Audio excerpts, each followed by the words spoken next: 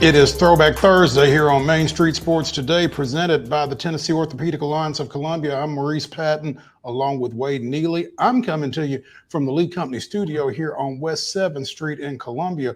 Wade is at home, but we're both right here with you, where we'll be for the next couple of hours talking sports of local, regional, and national impact.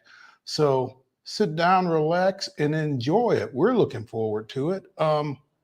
Wade, you getting some things taken care of around the house right up to game time, I guess, huh?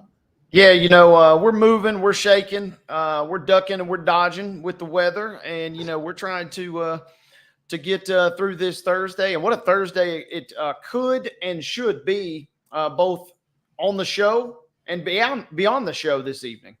Absolutely, got a lot going on, a lot to get to in our second hour. You probably noticed the title card at the start of the show, touting Megan L. Hall of For the Win.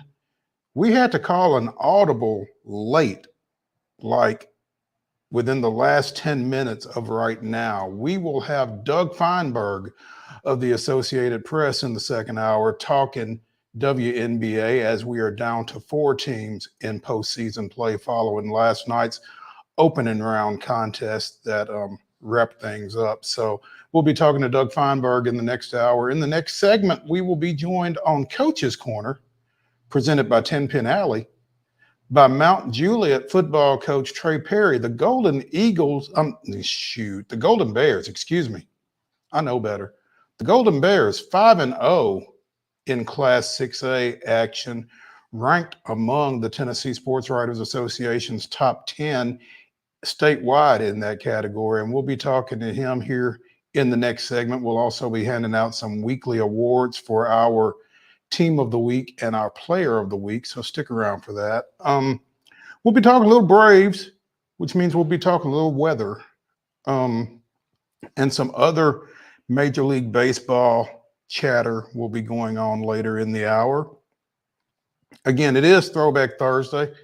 We will revisit our conversation from earlier this week with Greg Gaston of Sports 56 WHBQ, as we checked in with Greg, talking about the University of Memphis and the decision that they made regarding their athletics program earlier this week. So again, looking forward to re-airing that. And we'll be speaking of college football. I don't think you can speak of college football these days or over the last 36 to 48 hours probably without talking about the University of Nevada, Las Vegas. It's crazy out there, and we will dip into that a little bit later in the show as well. So again, the Rebs are indeed running, Mo. They are running, without question. They're running in all sorts of different directions. Yeah.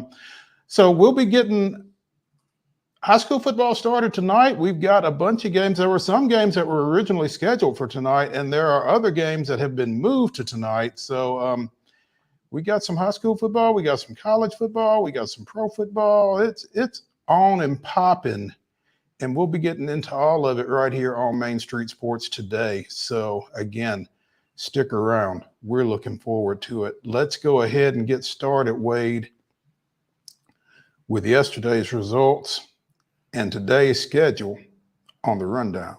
This is the rundown. If you want the rundown, you've came to the right place, folks. Buckle up, because here we go. We start with volleyball action from last night. One match on our docket, and it went in favor of Valor Collegiate, who was the 3-0 winner versus Oakland last night. Girls soccer matches, several more than the one volleyball book we had, but we got Merrill Hyde, who blanked MLK. 6-0 was your final there. Murfreesboro Central Magnet picked up a 4-0 win versus Blackman. Spring Hill was a 6-3 winner over Coffee County. Stewart's Creek took care of Laverne 9-0. Tullahoma with a 6-1 win versus Riverdale. Webb School defeating Middle Tennessee Christian 9-0. Major League Baseball, we had 2 games scheduled. Only one was played as the Mariners defeated the Astros 8-1. More on the Braves and Mets. That game was postponed yesterday. A lot more on that one. As we also mentioned, Couple of WNBA scores from last night, kind of as we predicted yesterday. It was a sweep, all chalk, as Connecticut defeats Indiana in a close game late. And then it was 87-81, your final there. Minnesota takes care of Phoenix. 101-88 was your final there as the top 4 seeds advance. High school football action tonight in a game that will kick off at 6 o'clock, apparently. John Overton travels to Brentwood in Region 6-6A action. Region 7-6A game, Clarksville goes to Dixon County. The undefeated Wildcats going on the road, taking on Jeff Tomlinson's Cougars. That's a 7 o'clock kick. Columbia Academy is playing at Ezel Harding at 7. That game has been moved from tomorrow night to tonight. Also moved, Summit is at Franklin. That's a 7 o'clock kick as well. Clarksville Northeast is at Henry County at 7. Spring Hill is at Lawrence County. This game was originally scheduled for tonight, and as such, it is also the Main Street Preps game of the week. You can hear it on mainstreetmediaradio.com. The Golden Tones of Wade Neely will be Mike's side for that one. Quick clarification, not tonight. We have tapped into our friends at Spring Hill, and we're going to simulcast. And so I get a chance to rest the vocals for one more night. Okay. Okay. But that still will be our game of the week, and you can still hear it, as you said, on mainstreetmediaradio.com. Okay. All right. Sounds good. You should also be able to read about it on mainstreetmurray.com if you're a late nighter tonight. Otherwise, probably first thing in the morning.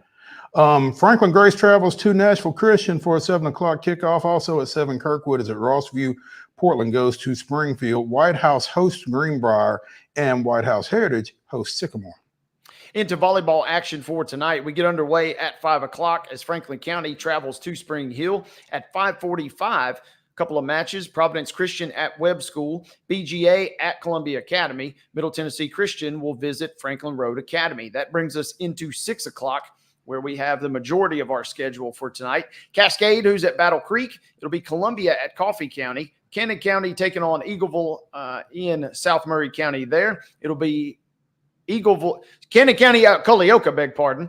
Eagleville at Fayetteville tonight at 6 p.m. Green Hill at Gallatin this evening. It'll be Lewis County hitting the road for a trip to Hampshire. White County is at Laverne. Stewart's Creek at Lebanon tonight. Collinwood visiting Loretto. Giles County at Murfreesboro Central Magnet. Zion Christian is at Perry County tonight. Siegel is at Riverdale. Hickman County traveling to Santa Fe. Lawrence County at Shelbyville. Mount Pleasant visiting Summertown tonight. Final 6 p.m. contest will be Smyrna at Warren County. 6:30 this evening, Blackman is on the road at Rockvale, and a start time not listed, but we have Ezel Harding this evening traveling to Friendship Christian. On the pitch tonight, 5 o'clock, first touch for Loretto at Cornersville. Glencliff goes to Friendship Christian, also at 5. Mount Juliet Christian, so Mount Juliet Christian is at Hunter's Lane, and Ezel Harding is at Hunter's Lane. Hunter's Lane's going to struggle. 5 o'clock as well, good pasture at Overton. Centennial goes to Lawson. Providence Christian visits Middle Tennessee Christian. Murfreesboro Central hosting Independence. Finally, at 5 o'clock, Stratford is at Republic. At 5:30, Battleground Academy goes to Ensworth. At 6 o'clock, Greenbrier is at Clarksville Northeast. Webb of Bell Buckle travels to Columbia Academy. Donaldson Christian hosts Franklin Road Academy. Watertown is at DeKalb County. Liberty Creek goes to East Robertson. Forest hosting Giles County. Hillsborough travels to Harpeth. Springfield is at Henry County. Zion Christian is at Hickman County. East Hickman is at Kenwood. Cheatham County goes to Kirkwood. Also at 6, Creekwood is at Montgomery Central. Fairview travels to Nashville Christian. Gallatin is at Nolensville. And closing out the 6 o'clock window, Laverne is at Smyrna. That takes us into 6:30. Summit traveling to Brentwood Academy this evening. CPA on the road at Father Ryan. Harpeth Hall will welcome Pope John Paul II. Spring Hill is traveling to Lincoln County this evening. Final 6:30 contest will see Franklin Christian at Tullahoma. 7 o'clock kickoffs tonight as Stone Memorial will be at Blackman. Clarksville Northwest is at Clarksville. Coffee County on the road at Columbia tonight. Green Hill is at Franklin. Hendersonville is traveling to Mount Juliet. Brentwood at Oakland, Siegel at Page, which should be a fantastic matchup, Culleoka at Richland, which should be a good one as well.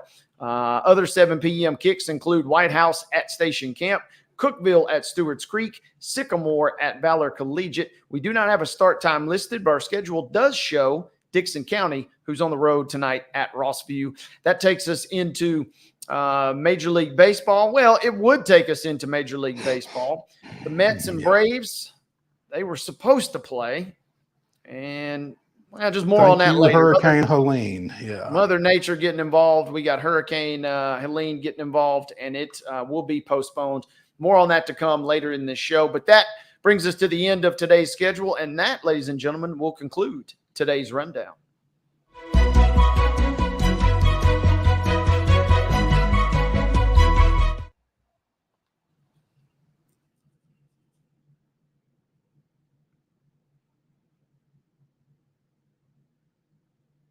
Mill here in Columbia, be sure and check out their delicious daily deli lunch items available from 11 a.m. until 6 p.m., as well as their hand-cut meats.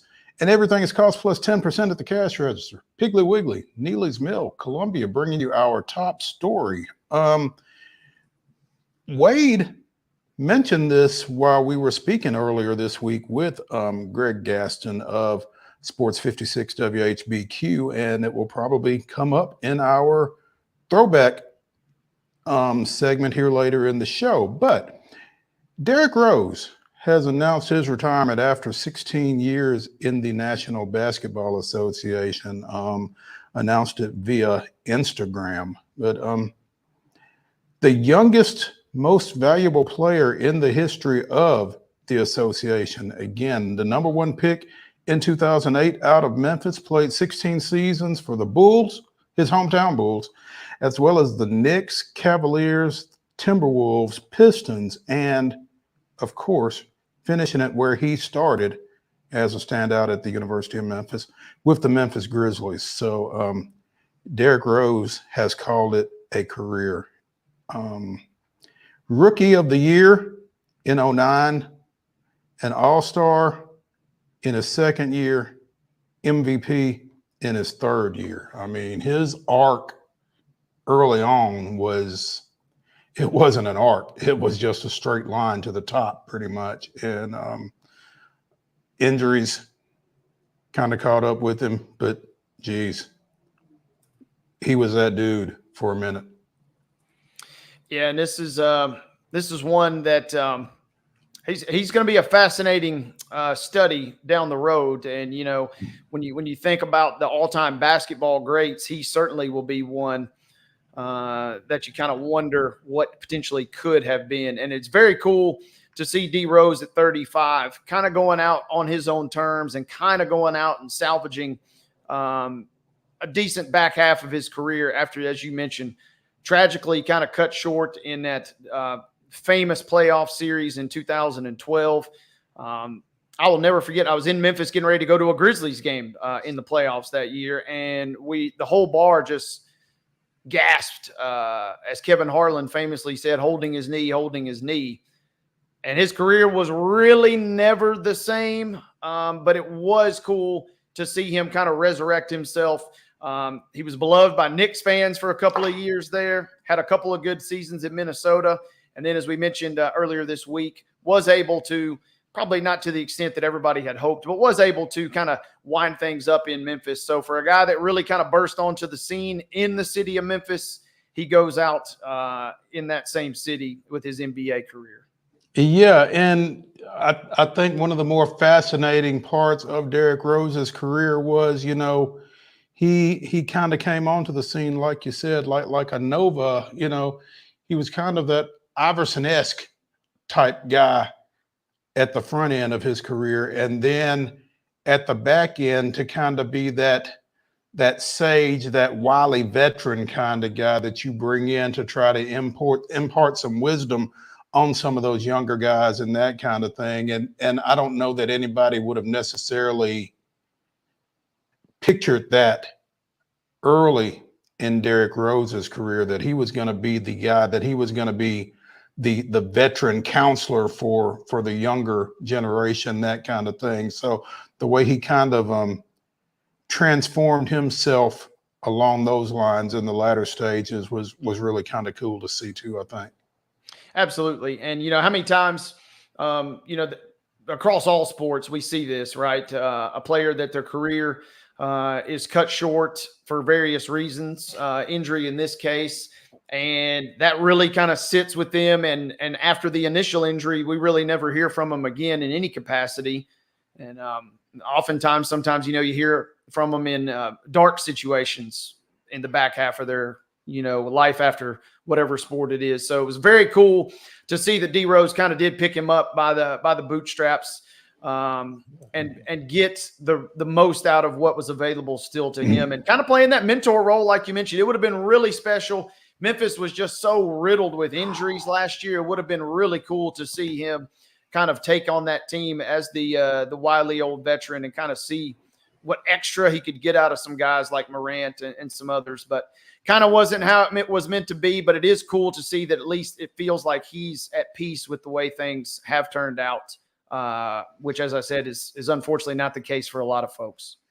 Yeah, you almost would have liked to have seen him come back one last season with Memphis this year with a healthy Ja Morant and with a healthy Grizzlies roster, knock on wood, and to see what kind of impact he could have had on that team as young as it is this time around. But like you said, there's definitely something to be said for going out on your terms. And again, from the University of Memphis to the Memphis Grizzlies, it really feels like it came full circle for Derrick Rose.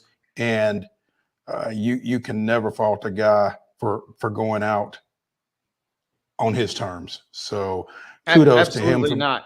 And, the Memphis connection, obviously, we'll mention that with Greg in our throwback interview again, too. I mean, that iconic run to the national championship game, and then kind of the controversy that stemmed for the rest of the next several years with that program. It was cool that he was able to do that. The other interesting piece to this element, too, going forward is that Memphis gets quite a bit of money off the books now, which is big for them, staying below the luxury tax. They don't have to take a cap hit for Rose, which is clutch. So, I mean, I don't know if that had any sort of factor into his decision-making, but if he did, that's also one kind of final selfless act from D Rose there. At some point, it all kind of comes back to money. The point that you made throughout yesterday's show, folks messing with other folks' money. We're going to get into some of that later in the show as well. But yeah, the Grizzlies will benefit from D Rose's departure, and it'll be interesting to see where they go with that money as they try to address that roster, or if they try to address that roster. Obviously, the season right around the corner here for the Grizzlies at this point. I guess they're going to be practicing at Belmont either next week or the week after. We'll need to check in with our guy, Landon Sechrist, on that here pretty soon as well. So looking forward to that. Let's go ahead and get to our first break of the day here on Main Street Sports Today, presented by the Tennessee Orthopedic Alliance of Columbia. When we return to the Lee Company studios, it'll be Coach's Corner, presented by 10 Pin Alley. Joining us will be Mount Juliet football coach TREY Perry. Stick around for that after this.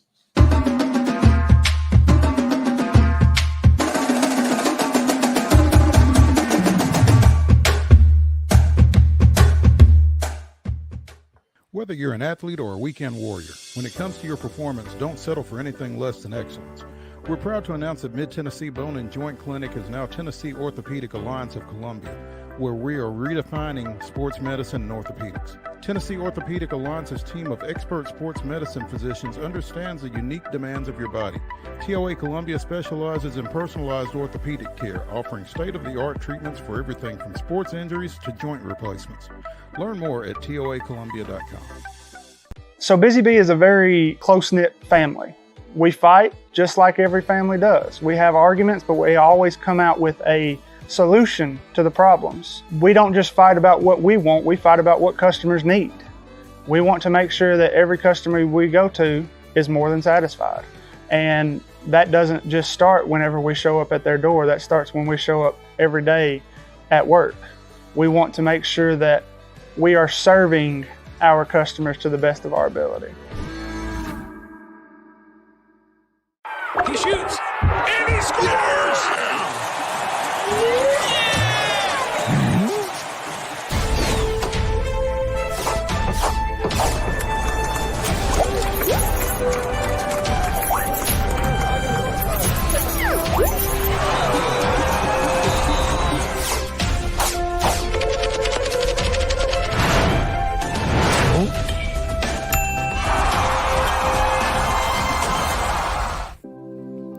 Custom Stone Handler supplies over 600 distributors and suppliers with quality stone products. Along with River Stone, we produce and distribute over 100 building, landscape, and other bulk products.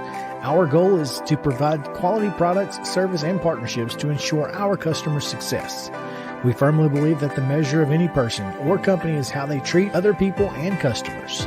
Give them a call at 931-490-4990 or visit CustomStonehandlers.com. With Lee Company technology, the best handymen are hands-off. Lee Company techs have been using visual findings and other smart technology tools for years to add transparency and virtually take customers along. You see what we see, whether we're in a crawl space or on a roof. With Lee Company, technology helps us help you, no matter what's happening in the world or at your house.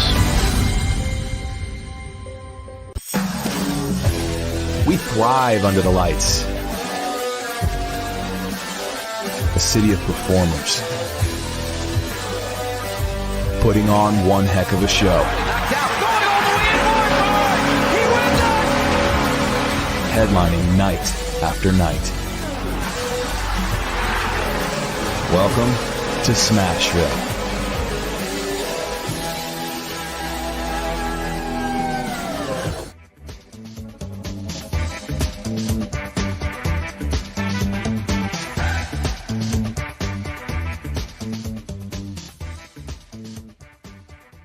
Welcome back to Main Street Sports Today, presented by the Tennessee Orthopedic Alliance of Columbia. I'm Maurice Patton, along with Wade Neely. At the end of this segment, we will be giving out our weekly team and player awards, but right now we are in Coach's Corner, presented by 10 Pin Alley Eat, Play, Party, and we are joined by Mount Juliet football coach TREY Perry. The Golden Bears off to a 5-0 start again, ranked top 10 in the Tennessee Sports Writers Association statewide poll for Class 6A and just rolling. Coach Perry, thanks for taking some time with us. Thanks for having me. I had to go put a sweatshirt on because the picture you guys had of me, I've got the same T-shirt on, so I don't want everybody to think I wore the same thing every single day. Well, I mean, hey, you know, you're 5-0. Maybe you're a little superstitious. I mean, maybe whatever it takes to keep it rolling. But big ball game tomorrow night against Wilson Central, trying to get to 6-0 and to 4-0 in region play. But you know, this has been a heck of a start for you guys. Yes, sir. And somebody asked me a couple of weeks ago, "Are you surprised by the start?" And I told them I did not want my answer to be arrogant at all, but no is the answer, because these seniors have been together for a long time.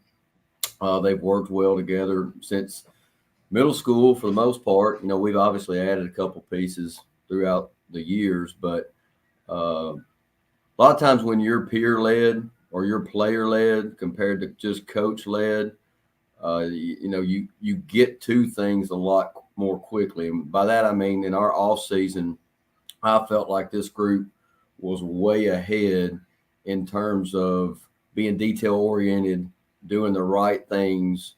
And I'm not just talking about in the weight room. That's a given, an expectation in our program at this point. But like with nutrition, with their grades academically, with camping and those kind of things, and 7-on-7s, it felt good going into summer. And, you know, obviously you guys have been around and know high school football very well. When you're a zone school, you still are at the mercy of depth and injuries and those kind of things. But so far, so good on that. We've gained a little depth, to be honest with you. And we're excited about tomorrow night. You say gain real quick. You said gain depth. I'm assuming that means maybe some players that were young pups early have now kind of elevated, or do you mean literally some folks maybe came out for the team that you weren't anticipating, Coach? A little bit of both, but I would say more the first than people coming out in the freshman class. Yes, they're not having a major impact on varsity. Although one in particular is his name's Eli Driver. Get used to that one. He, I think, picked up 125 yards or so against Gallatin. But I think probably more importantly, when you have a game like that and it's a monsoon and you stick a freshman running back in there in an important situation, and he does what he did in that game, there were 2 touchdowns that he ran that got called back. So his yards would have been a lot higher in that particular scenario. But we're pumped about that guy. But yeah, depth from within, to be honest with you. Just guys continuing to get better, understanding that not to go down the rabbit hole of platooning, but we've got a couple guys that play both ways. And in bigger games, obviously, they're going to have to get a little bit of higher rep count than we like. So the way to combat that is to have people come in and rotate. And when people start to understand that that's a place that they can grab 12, 15, 18 reps a game, they start to own that, and that helps our football team. I've got Eli's name wrote down, Coach, getting ready.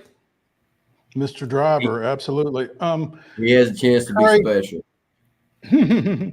Trey, 3 of your wins are by shutout. You're averaging 40-plus points a game. I mean, what are you more pleased with at this point, your offensive or your defensive performance?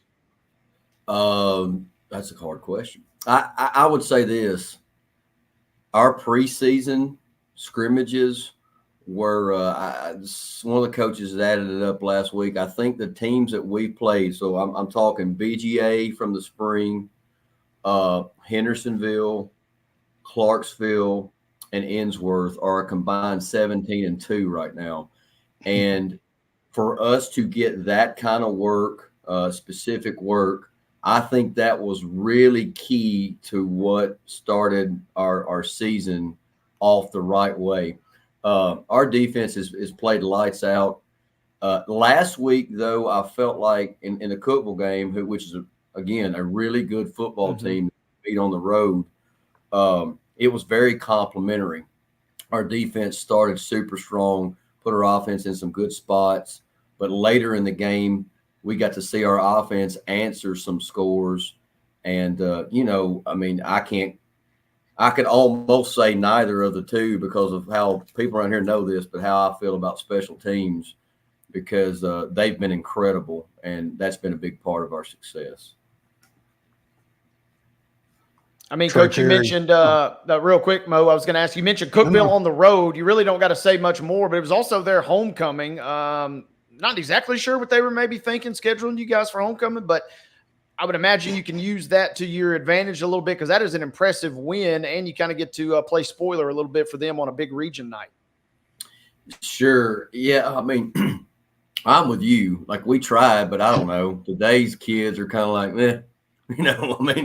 but we did say it's one of 3. I know that ours is tomorrow night. And I mean, we kind of gotten forced into making it Wilson Central because it was supposed to be a few weeks ago, the threat of rain and all that stuff. And now here we are again. So, and then we play another one on the road later on at Lebanon. So popular homecoming spot for the Bears this year. Trey Perry, veteran football coach at Mount Juliet, joining us here on Coach's Corner, presented by 10 Pin Alley Eat Play Party. Trey, who are some of the folks you mentioned? The freshman Eli Driver. Who are some other folks who have shown up for you over the course of this 5-0 start that's got you to number 7 in the state Sports Writers Association's poll? Atticus Fiorita, without a doubt. He's one of those few two-way guys we talk about. He was the Tennessean Defensive Player of the Year last year. He was on everybody's all-state ballots. He did that because he had 17 sacks, 30 and a half tackles for loss. We put him on offense late in the year in the playoffs, and he was helpful at tight end as well. He's got some really good offers. I'm excited for Atticus because he's got good group of 5 FBS offers, but he's also got Harvard, Yale, Princeton, those kinds. So it tells you what kind of work he's doing in the classroom. He is, I tweet on our account every once in a while, and I usually sign my name to it when I do, but I put this the other day on social media. Not many high school kids are prepared to be better than a 22-year-old portal guy. He is. He's ready, and he's going to make somebody very happy. I'll include there's plenty of names, but Tyler Travers, our quarterback, who's committed to Limestone University, a Division II school, has been beyond his years mature so far. He has led us like you want a quarterback to in that spot. He's a 3-year starter. He was doing things on the field last Friday night in terms of clock management before we were giving him the information. That's pretty strong coming from your quarterback. John Michael Crudup, our running back, again, another guy that started for 3 years. Kind of a common theme is a lot of these guys got to get under the bright lights as sophomores, and obviously that's paying dividends now. Our kicker, Daniel Echeverria, was a Mr. Football finalist last year. He's back, and Daniel's actually, if I'm being really honest, has been a little banged up, but it's pretty good to have Tate Merbitt's sophomore coming in right behind him, who I think, of course, biased opinion, is as good as anybody in the state at that in that classification. So that shores up our special teams. I could keep going. We've got a really good secondary that pretty much is all coming back from last year. A couple guys in that secondary we moved positionally. We talked about this early. They did a great job in their strength preparation and gaining weight and those kind of things. And getting them all on the field. Coach Hallen, our defense coordinator, has done an awesome job with making sure schematically that it fits. But that's been a big part of our success too. Coach, I want to go back to Atticus for just a second because of 2 things that you mentioned there. He is academically pretty high-powered, getting those Ivy League looks, and you guys have had some Ivy League football guys come through your program, so you kind of know what that looks like, and those schools know what y'all look like too, I guess. Yes, sir, and that's kind of that pay it forward mentality that our seniors have done for years around here. But Michael Rutland from the 19 class ended up being a captain at Princeton, all league a couple different times. Ended up transferring Portland after his senior year and had a playoff run with Austin Peay and Scotty Walden's last year. But he's going to make a lot more money in 1 year than I will my career.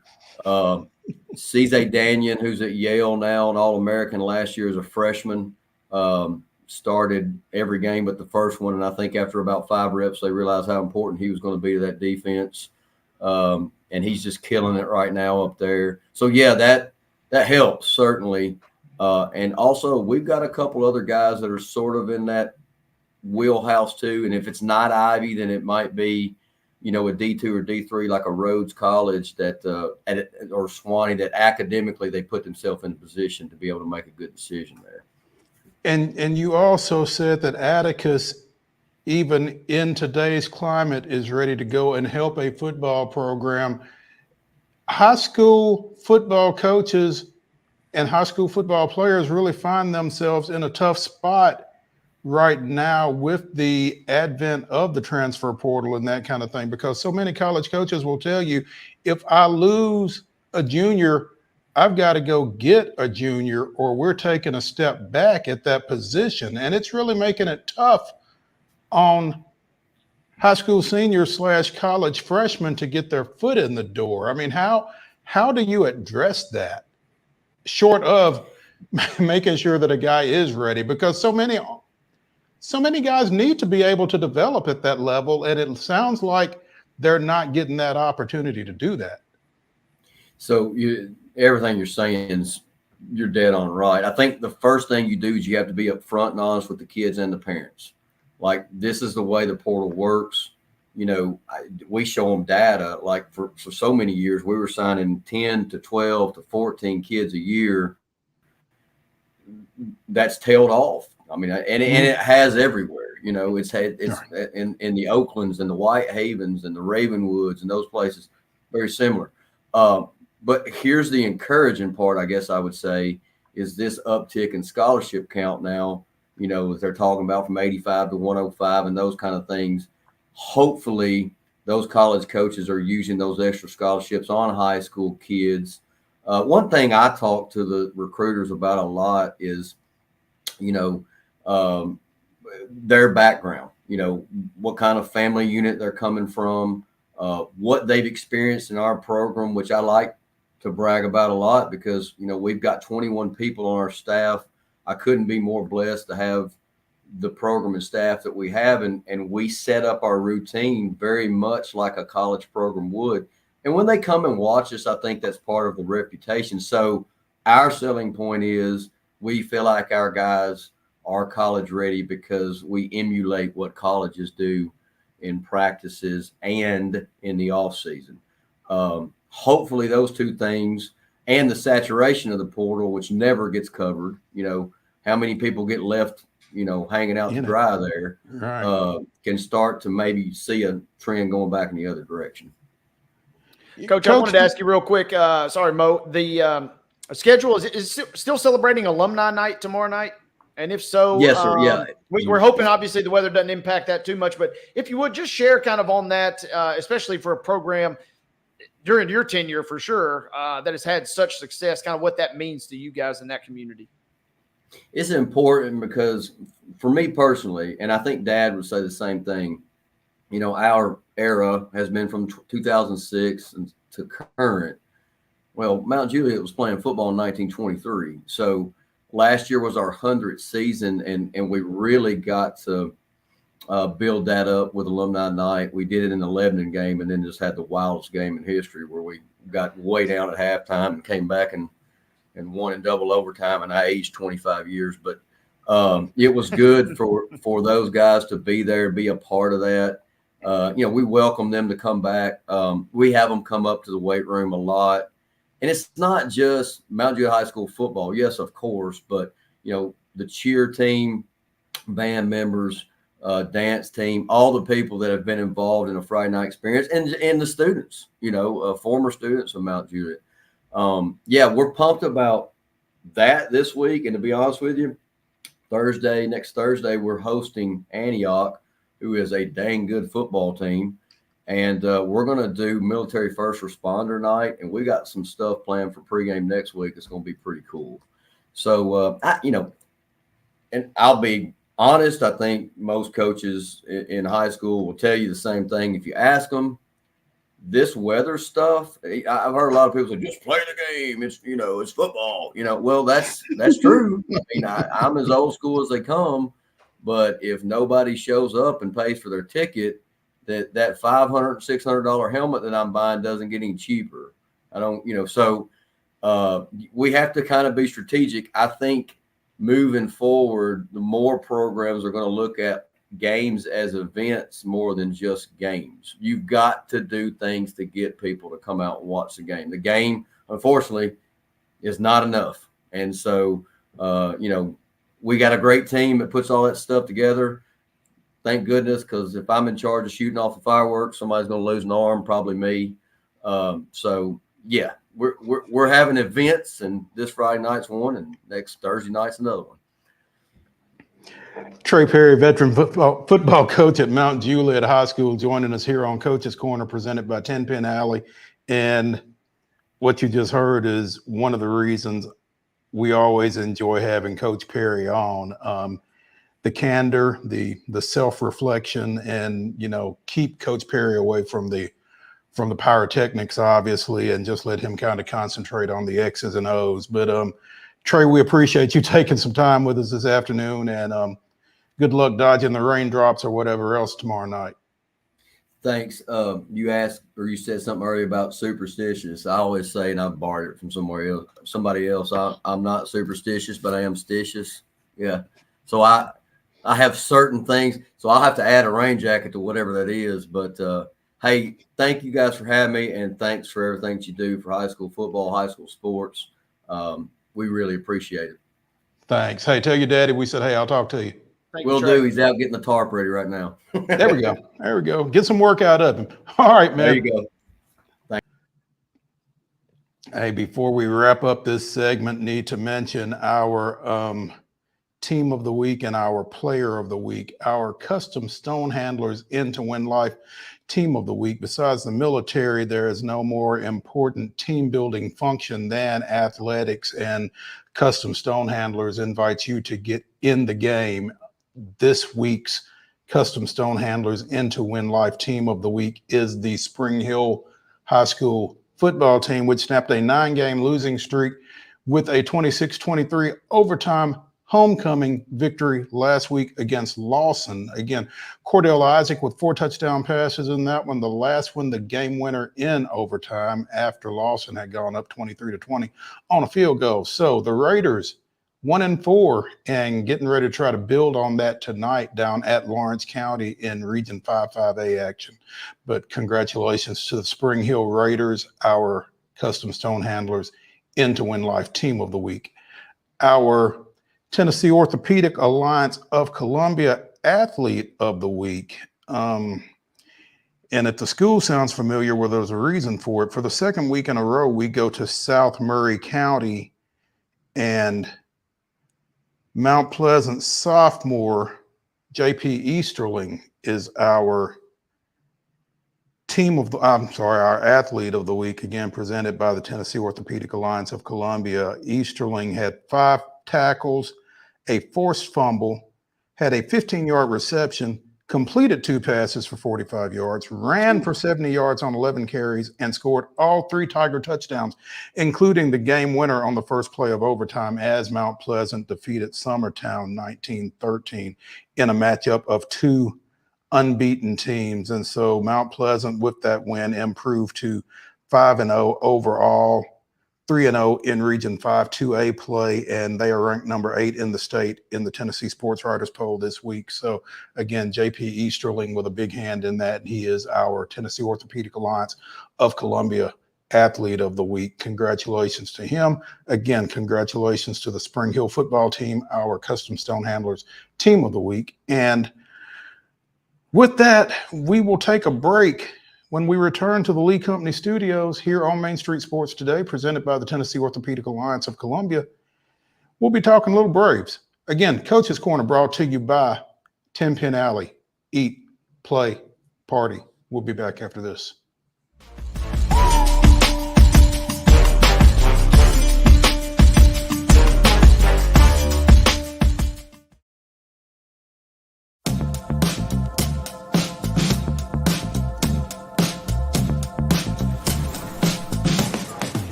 You wanna be a bad man? Yes, you do. Do you wanna taste sweet salvation underneath the summer moon? Do you need another hand now? Yes, you do. Go see Miss Josie down on Columbus Avenue. All right, Columbus Avenue. Welcome to JHA Company, your trusted scholastic partner. We continue to serve schools with yearbooks, letter jackets, and graduation regalia. But now we offer so much more. Our school photography division offers high-quality images that capture the spirit and energy of your students and staff. Let us help build your identity, creating a cohesive look that represents your school's values and traditions. Our e-commerce solutions make it easy for schools to manage and sell their branded apparel online. Let's work together to make every school year unforgettable. Visit our website or contact us today to learn more. JHA Company, celebrating achievements, building identities, and creating memories. So Busy Bee is a very close-knit family. We fight just like every family does. We have arguments, but we always come out with a solution to the problems. We don't just fight about what we want, we fight about what customers need. We want to make sure that every customer we go to is more than satisfied. And that doesn't just start whenever we show up at their door. That starts when we show up every day at work. We want to make sure that we are serving our customers to the best of our ability.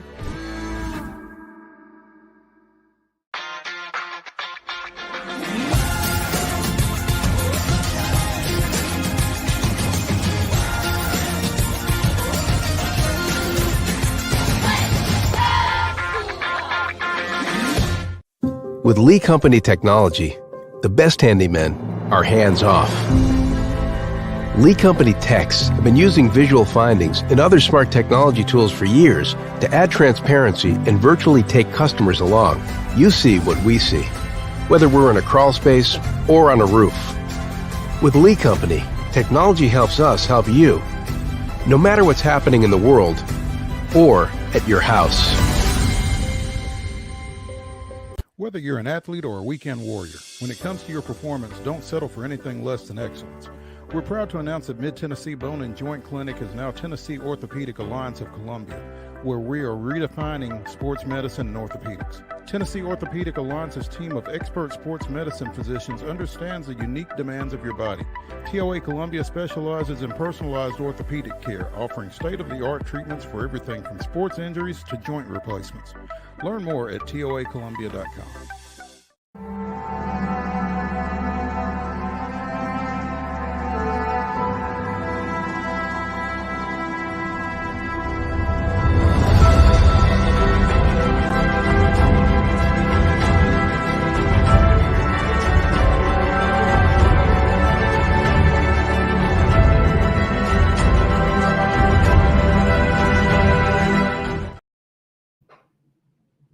1997, Rafael Belliard's two-run home run, his first in more than 10 years, pulled Atlanta into a 6-6 seventh inning tie at Shea Stadium. 4 innings later, Danny Bautista's bases-loaded base hit drove in Tim Spear, and Kerry Lightenberg retired the host Mets in order to preserve a 7-6 11-inning victory. Belliard's last home run had come on May 5th, 1987, off the Padres' Eric Shaw. That was this day in Braves history.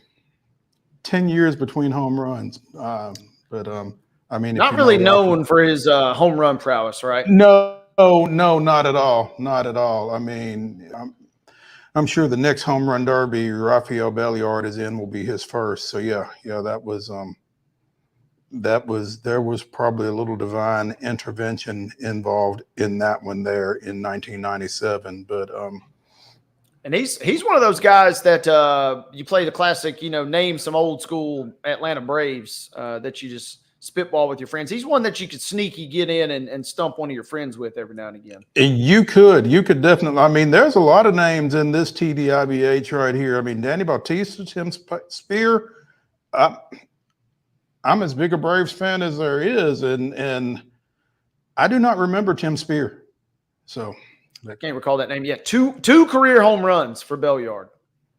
And we've covered them both in one TDIBH. Man.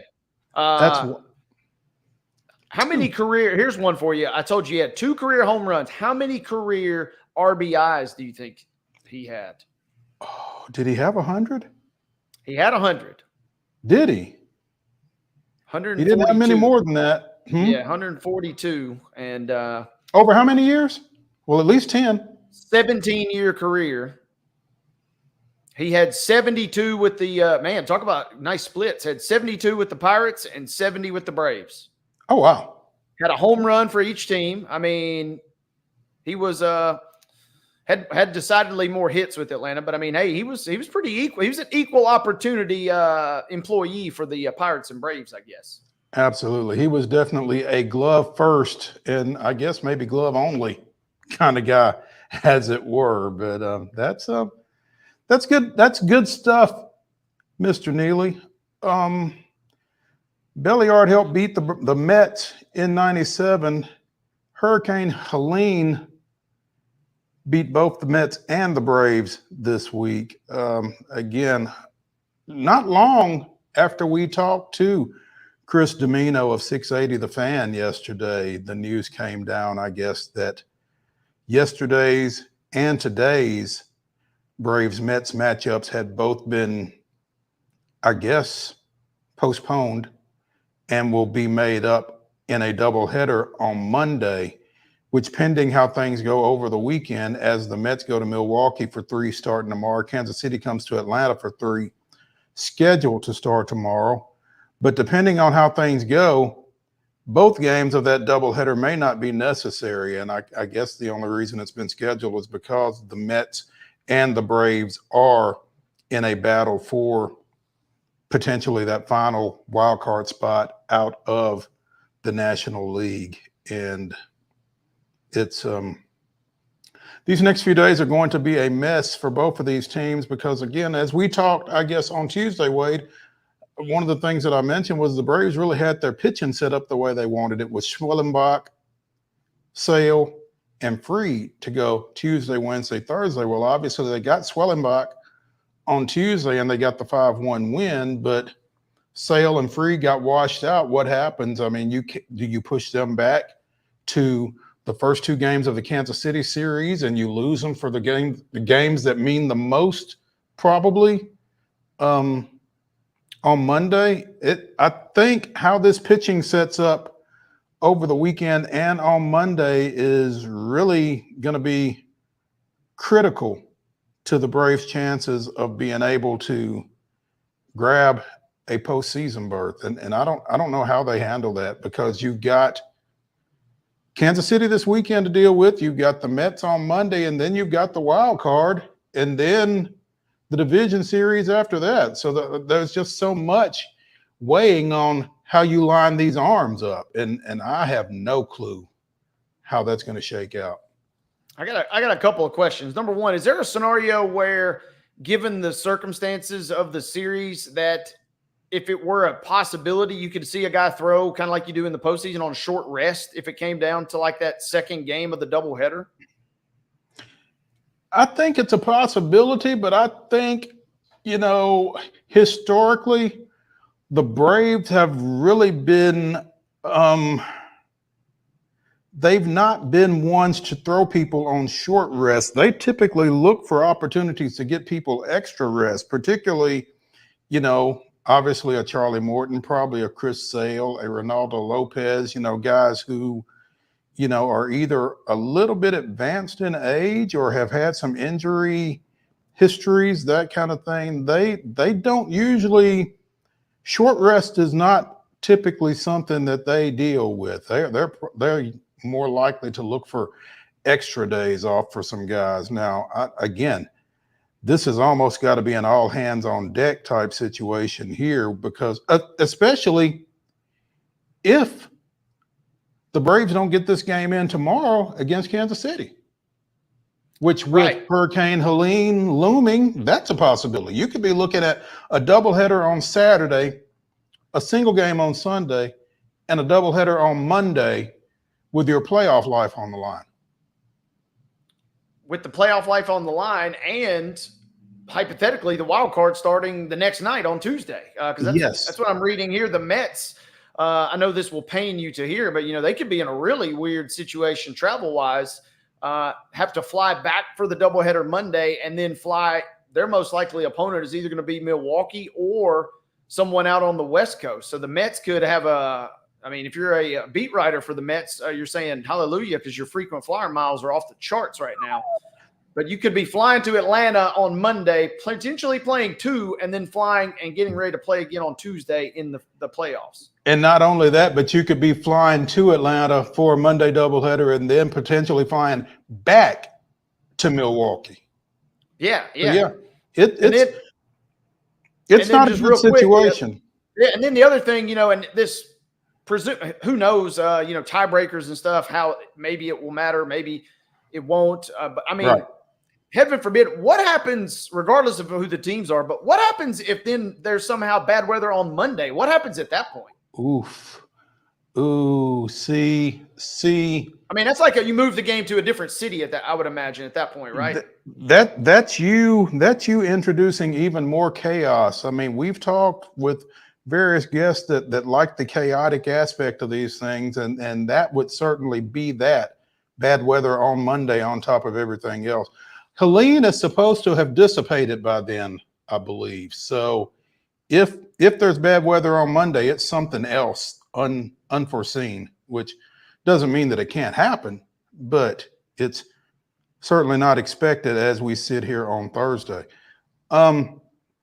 Doesn't mean nearly as much at this point because the Astros have clinched the AL West, but Seattle downed Houston 8-1 last night in the final game of that series.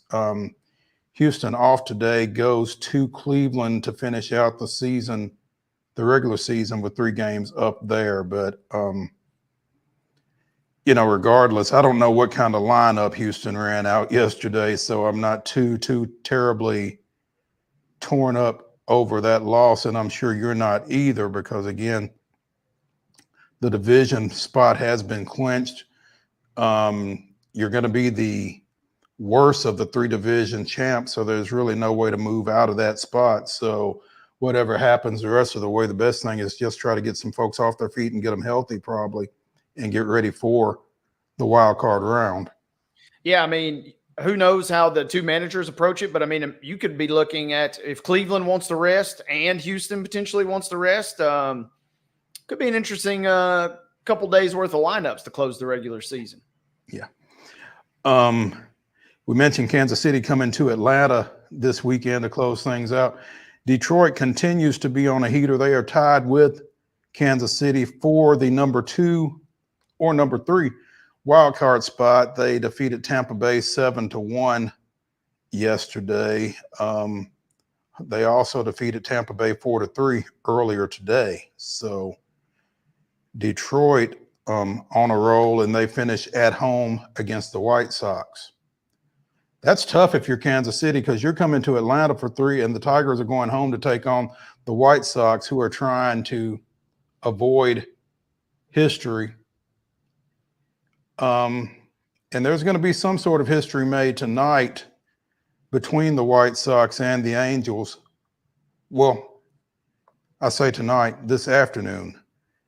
The Angels are 63-95 coming into today's game. The White Sox are 38-120. So either with a loss, the Angels are going to lose the most games in franchise history, or with a loss, the White Sox are going to lose the most games in Major League history. And right now, the White Sox looking for a 3-game winning streak. They are up 7-0 on Los Angeles in the bottom of the 6th. So they were just waiting for the right time, I guess, right? They're peaking at the right time. Absolutely. They got their backs to the wall. We've lost 120. We can't lose 121. Yeah, I will go out on a limb. There's one team you don't want to play right now in the postseason, and the good news for you is you won't get to play them in the postseason, but that is the White Sox. There you go. Don't have to be worried with it.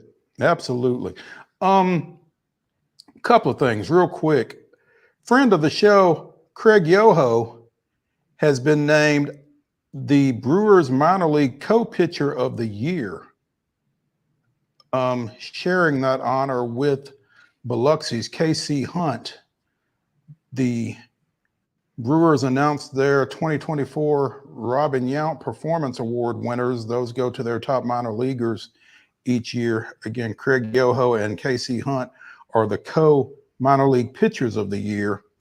Cooper Pratt and Jesus Mayday are the co-minor league players of the year. Yoho was 4-2 with an 0.94 ERA over 57 2/3 innings between High A Wisconsin, Double A Biloxi, and Triple A Nashville this season. Again, 57 2/3 innings pitched, 101 strikeouts. Those strikeouts were 5th among all minor league relievers this season. So congrats to the 8th round draftee in the 2023 draft out of Indiana, Craig Yoho. Finally, real quick, before we wrap up this segment. Over the weekend, Washington Nationals shortstop C.J. Abrams, while the Nationals were on a road trip to Chicago, apparently spent many of the wee hours of the night/morning in an area casino and was subsequently optioned to AAA by the Nationals. according to Nationals general manager Mike Rizzo, the demotion was in the best interest of the player and the organization. Now, I'm pretty sure C.J. Abrams was an all-star this year. I'm pretty sure that was their all-star guy, right? Yeah. He was, Abrams was out until 8 o'clock the morning of an afternoon game against the Cubs and was promptly again sent down. Although the Nationals don't have a curfew. Now, this is true, but hey, this is true. But somebody also pointed out maybe he's an early riser, which, I don't know which is worse. Maybe that you stayed out till 8 a.m. gambling, or the fact that you had to be up at 8 a.m. to go gamble. Either way, I guess now that I say it out loud, either way, not a great situation. But yeah, that's tough. And I've done my fair share of some late night gambling, but 8 a.m. is pushing it at that point. Yeah, no doubt. 26-year-old Abrams completed his major league season hitting .246, 20 home runs, 31 steals, a team leading 3.4 WAR for those of you who are concerned with that type thing.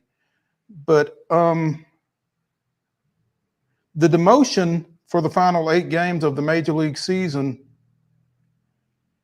I don't know what he won or lost at the casino, but he lost $36,000 for getting sent down. So a double whammy. He better hope he won quite a bit, right? Yeah. And I'm thinking if he was at the casino till 8 in the morning, he probably didn't. Yeah, he either was on an absolute heater or he was stuck bad and was trying to get even. He was trying to get back to even. Yeah, absolutely. Hour number 1 of Throwback Thursday here on Main Street Sports Today, presented by the Tennessee Orthopedic Alliance of Columbia, is in the books. When we return to the Lee Company studios, it is Throwback Thursday. We're going to throw it back to our conversation from earlier this week with Greg Gaston of Sports 56 WHBQ, talking a little Memphis athletics. Stay tuned when we come back.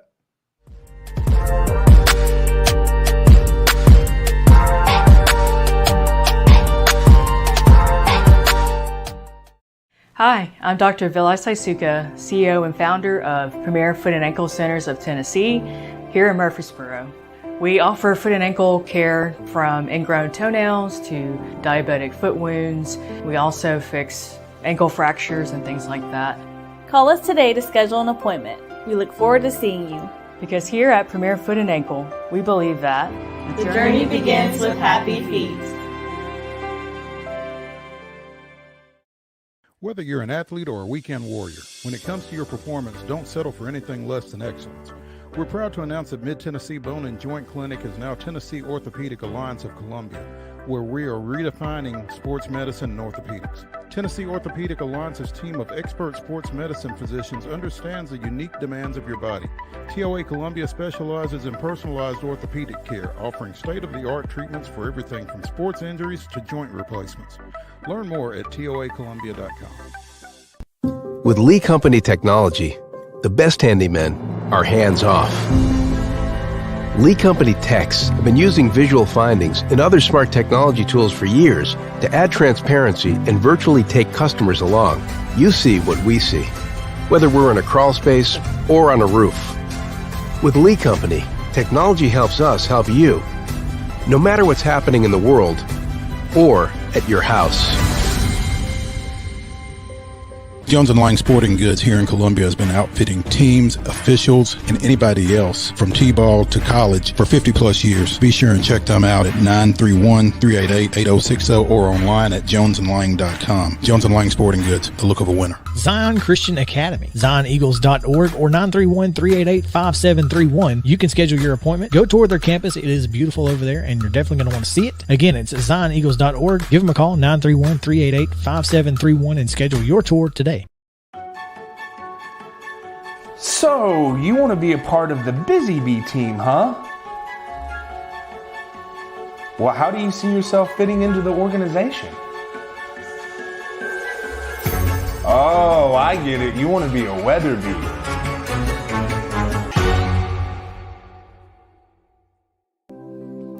Custom Stone Handler supplies over 600 distributors and suppliers with quality stone products. Along with River Stone, we produce and distribute over 100 building, landscape, and other bulk products. Our goal is to provide quality products, service, and partnerships to ensure our customers' success. We firmly believe that the measure of any person or company is how they treat other people and customers. Give them a call at 931-490-4990 or visit CustomStonehandlers.com. Piggly Wiggly, located in Neely's Mill Shopping Center, is Columbia's locally owned and operated Cost Plus 10 grocery store dedicated to serving the community with low prices and smiling faces. Piggly Wiggly offers fresh, hand-cut meats daily as well as daily hot plate lunches from their deli counter. You're certain to see smiling faces and a helping hand when you're here at Piggly Wiggly. Come by and check out our fresh produce, high-quality meats, and more. Down home, down the street, we'll see you at the Pig.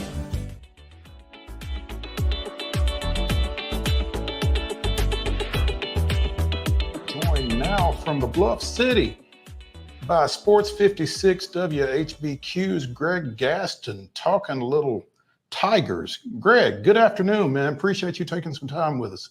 Absolutely. Good afternoon to you, gentlemen. Thanks for having me on.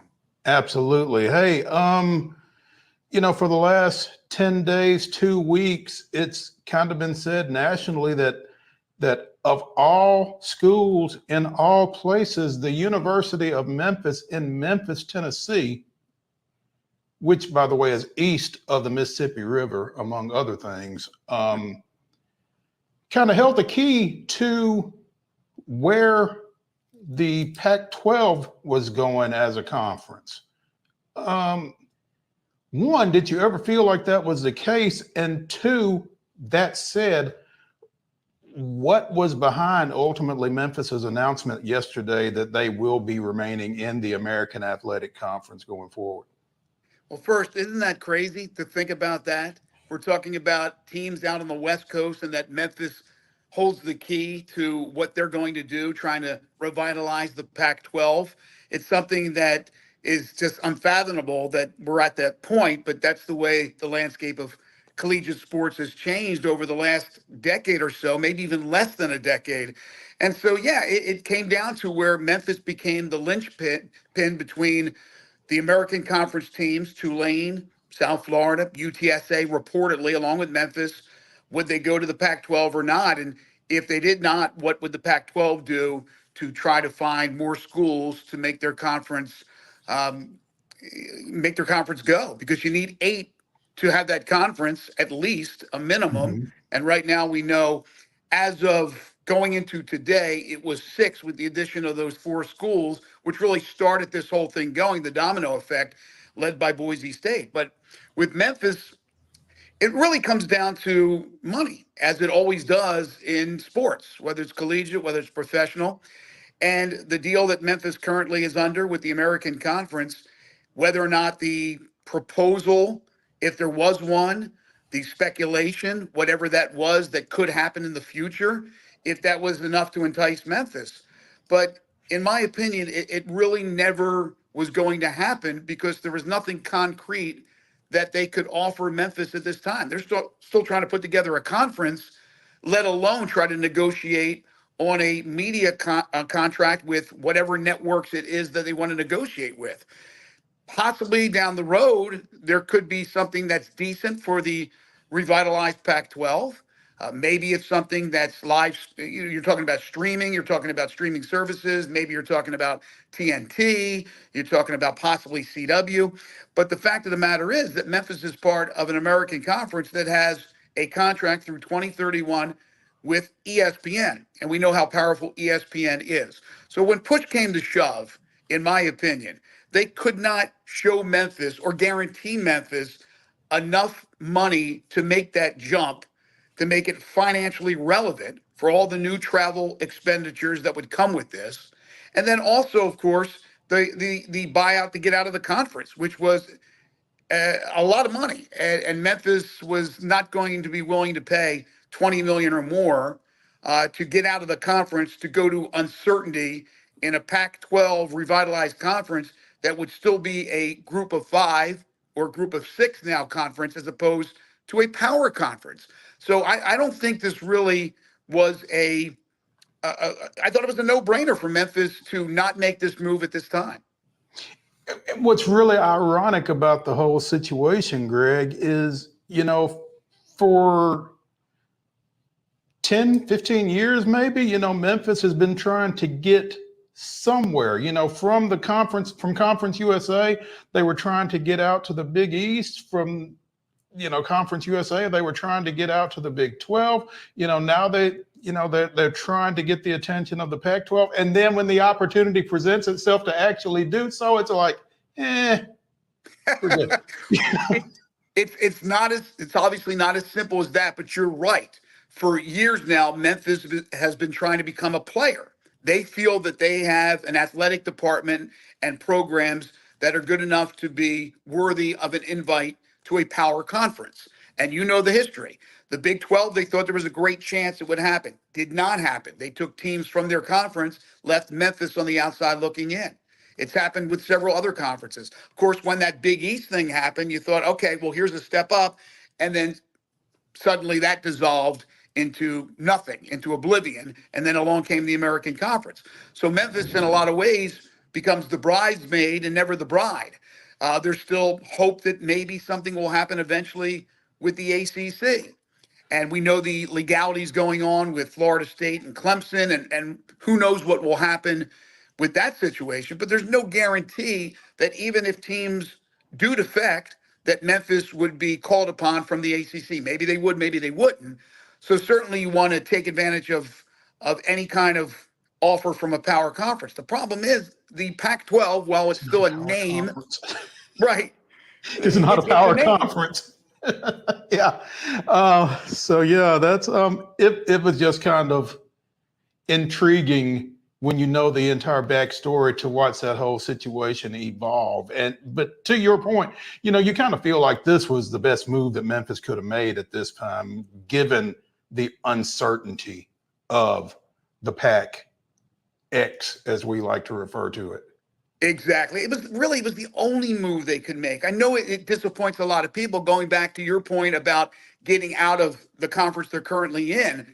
But if people look at the totality of this situation and do so with the right mind focused on the finances, they would understand that they just could not do it.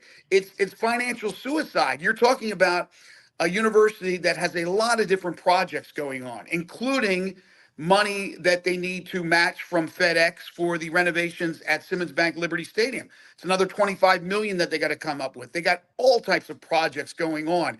You cannot afford to pay a huge buyout to leave the conference to go to another conference where you probably will not make as much money as you do currently in the American, and sever your ties with ESPN. It just did not make fiscal sense.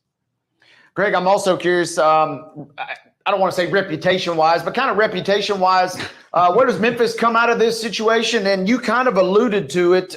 It feels like this is probably not the last time we will hear Memphis kind of being talked about as kind of a potential bargaining chip for some conference down the road, right? Right. Look, they don't want to be the best of the rest. They want to be a part of the big boys. And certainly whenever that opportunity arises, they're going to be in the mix. They're going to stick their nose in there. They've done it before. Unfortunately, it's fallen on deaf ears. They'll certainly try it again. But right now, the best situation for them is this American. They make the most money, this conference, as opposed to the other group of 5 conferences. They have a solid contract with ESPN through 2031.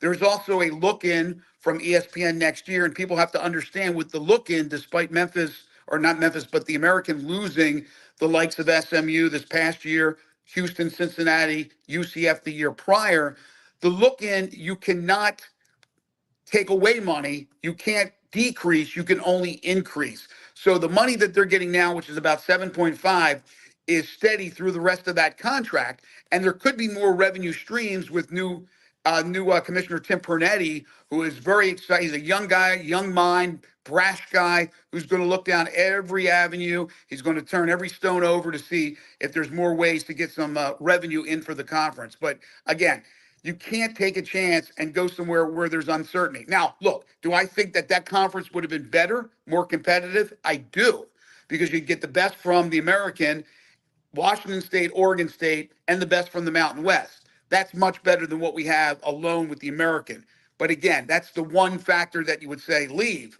All the other things say stay, and mainly financially the most important.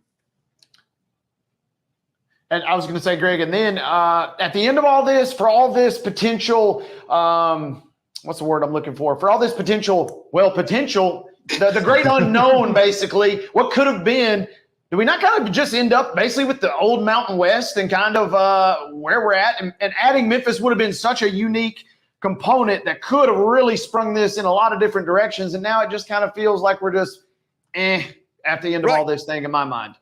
Exactly. Look, it would have been a better conference. It would have been easily the best group of 5 conference. Then again, it would be group of 6, or it depends on if the Mountain West survives. But the point is, it would have been a pretty decent conference. But with Memphis leading the way, Tulane, USF, UTSA, they were all in cahoots. Either they were all going or nobody was going, and they decided not to go. So yes, it does look like now what is happening with the Pac-12 and trying to resurrect that once great proud conference, which is really name only now, is the Mountain West, Washington State and Oregon State. I mean, that's what it is. Now, there's still a few more dominoes that have to fall with some of those Mountain West teams. Are they going to stay? They're going to go into the Pac, whatever you guys want to call it. But that's it. It's the Mountain West, basically. Yeah, it's the Mountain West with 2 other schools that were not good enough to go anywhere else, or at least the Big 12, the Big 10, the ACC. Nobody wanted them.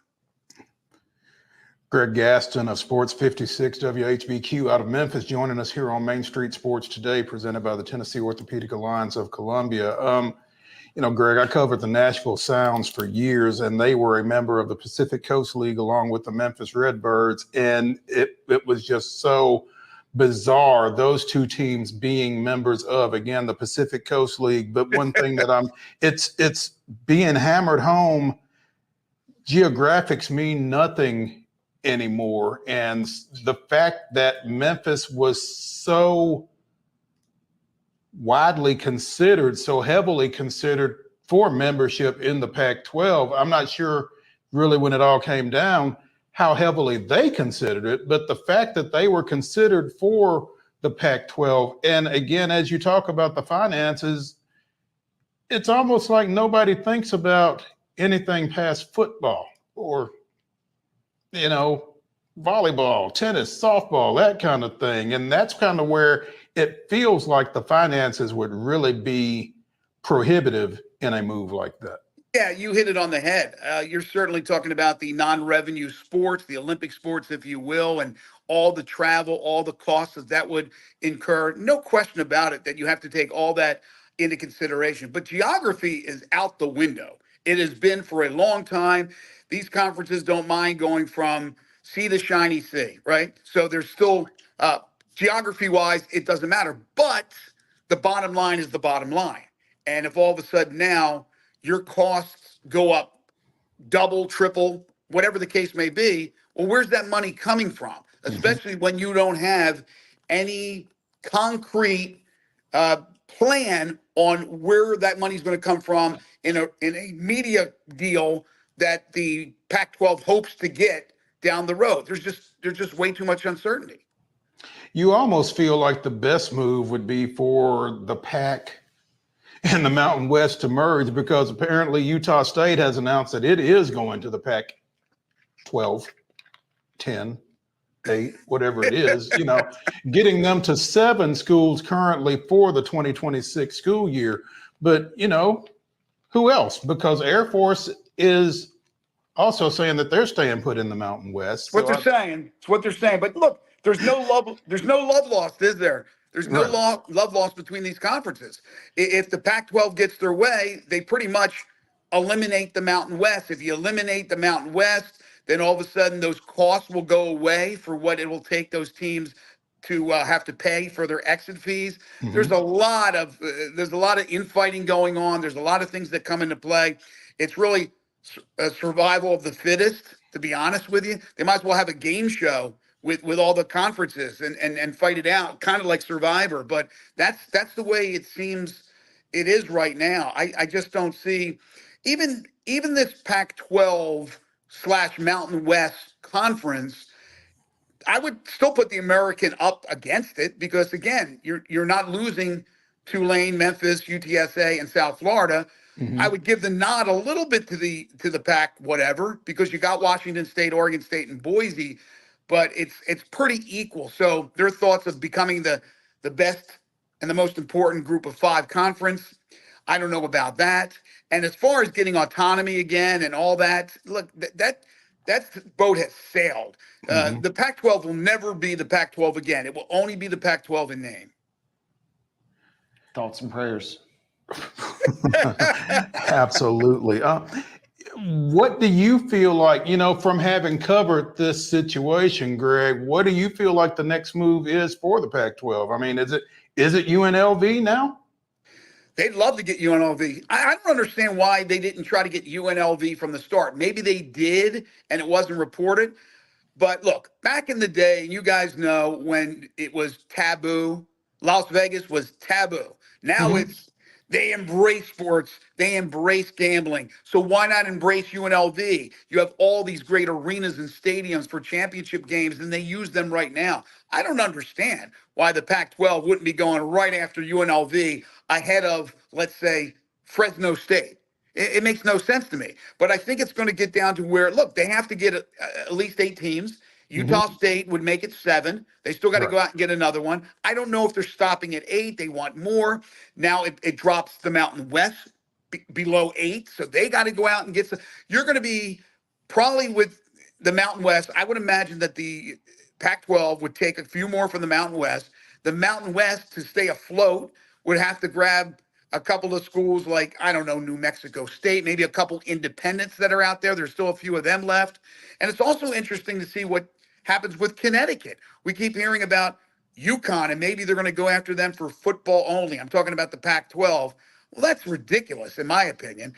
UConn would want to stay in the Big East, obviously, for basketball and play football and play out in the Pacific Coast with a school that's on the East Coast. I don't know about that. Gonzaga, possibly basketball only. So these are the things that are out there, rumors, as far as what the Pac-12 and what may happen with the rest of the Mountain West.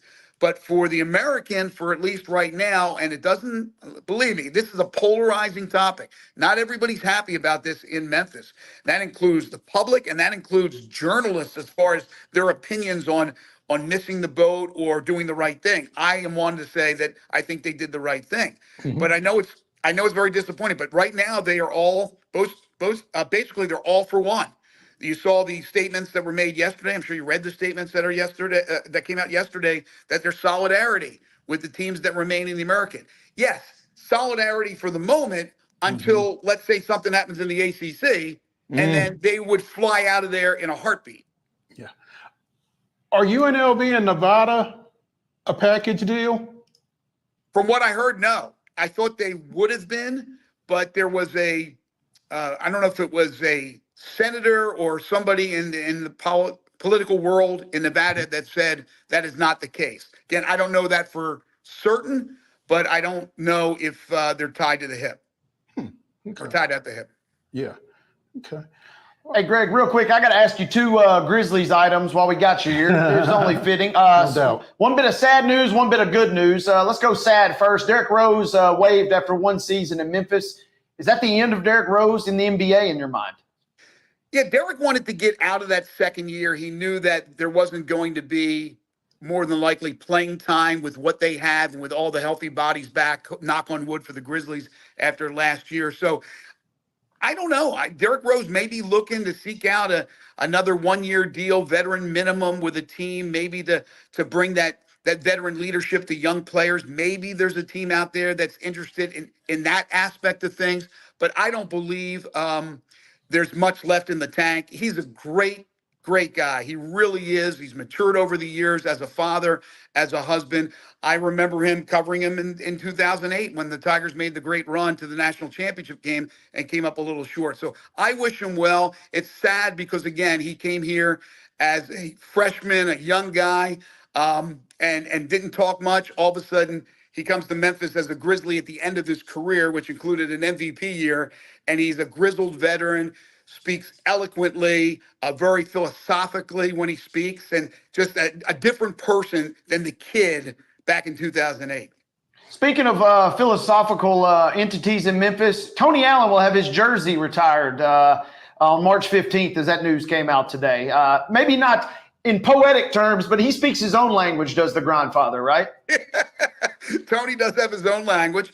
Now, this would have been something that was done last season, but you guys probably know about the situation Tony got involved in, and finally he was able to get that all rectified. It was a pretty bad deal. It's a deal that sent Glenn Davis, Big Baby, to jail for several years. So he got involved in that, but it's all cleared up now. The Grizzlies weren't going to do anything while that was going on.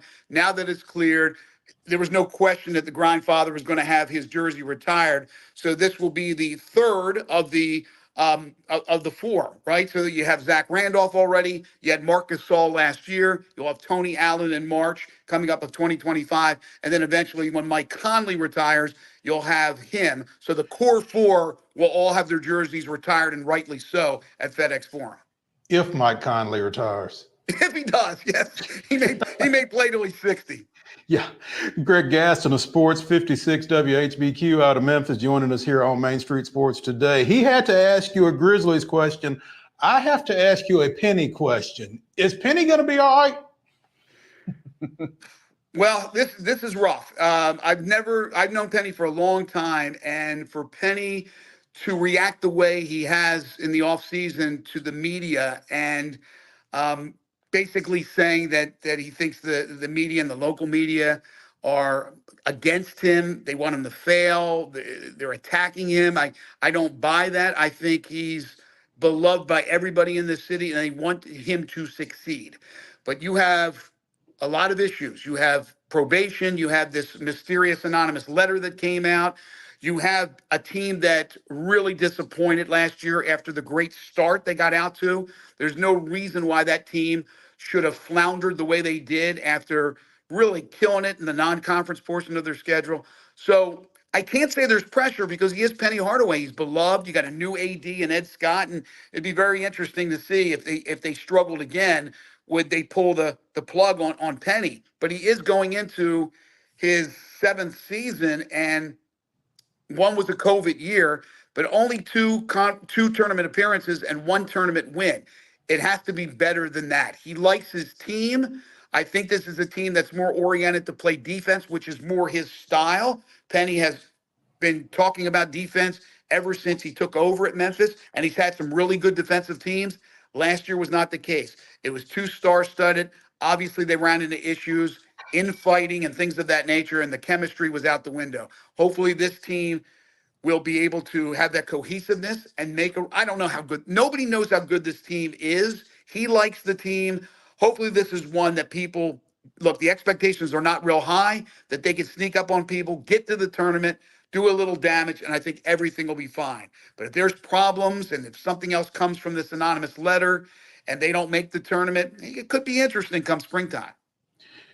We don't have time to get into this, but we certainly need to get you back on, because my concern from the moment Penny's name came up in connection with the University of Memphis men's basketball coaching position is what happens when you have to fire your legend? I was here when Larry Finch was fired. And Larry Finch is another Memphis legend who was a star basketball player like Penny and then became the star coach and had some really good years, a lot of success.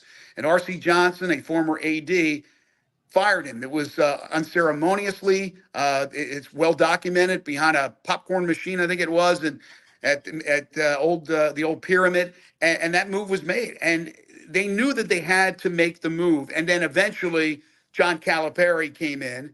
It took a while, took a couple of coaches, and it turned around the fortunes of the program. It's a tough decision to make. I would never want to be in those type of shoes if you have to fire a legend of the city. Hopefully we don't have to go down that road, but certainly it's a lot closer now than it was several years ago. Penny just has to get out there with that team, keep all the distractions away and go out there and get to the tournament. There's no reason why Memphis should not be the conference champions. It's a weak conference. They're a real good program. They should win the conference and get to the NCAA tournament. Anything short is going to be a problem. Keep the distractions away and not create distractions. Yeah, he does an awful lot of that. You know what? But from a media standpoint, I love the fact that we have a coach up until this past off season shoots from the hip. So we get great material because Penny wasn't afraid to speak his mind. You hate coach speak, right? It's just, and most coaches will do that. Penny would say things to a fault, but we certainly had a lot of interesting things when he would meet the media and talk to us because, again, he wasn't afraid to speak his mind. It's gotten him into a little hot water at times, but I want that Penny Hardaway. I still want the guy like that rather than a coach or even a sort of paranoid coach right now, worried that everybody's out to get him. Absolutely. Greg Gaston of Sports 56 WHBQ joining us. Greg, we appreciate it, man. Look forward to getting you on again sometime. Thanks. Thanks for the invite, guys. I enjoyed it, and anytime. All right.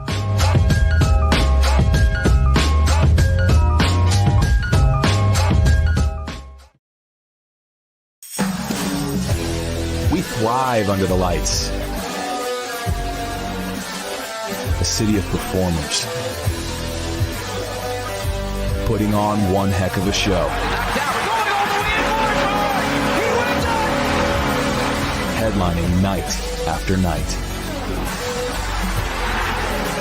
Welcome to Smashville.